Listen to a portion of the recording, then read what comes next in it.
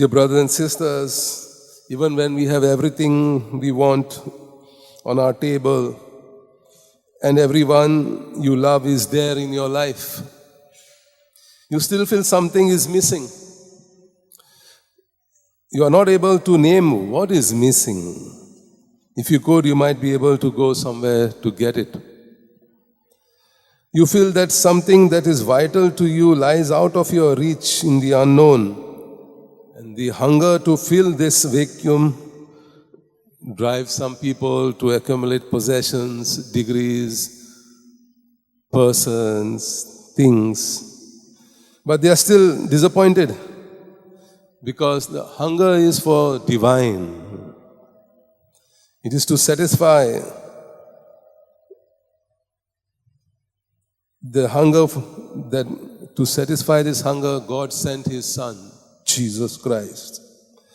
And God once used Joseph to rescue his starving brothers and father from famine. And so in that we saw Joseph was a foretype of Jesus Christ.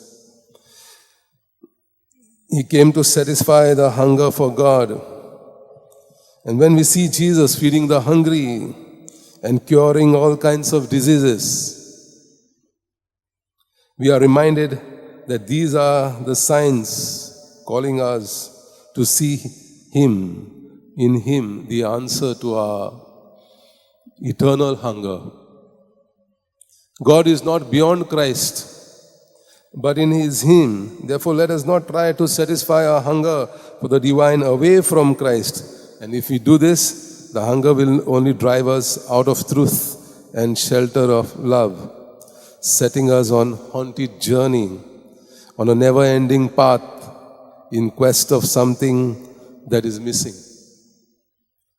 And so, God does not require intellectuals or people of high caliber. You see, the people He chose, 12 of them, except for Matthew, the tax collector, and Simon, the troublemaker, all the others were simple fishermen. People who could face the storms of the sea. So He chose ordinary people to make major decisions of whom to forgive, whom not to forgive. And God needs each one of us in our daily lives to carry on this good work of giving the good news and blessings of compassion and forgiveness.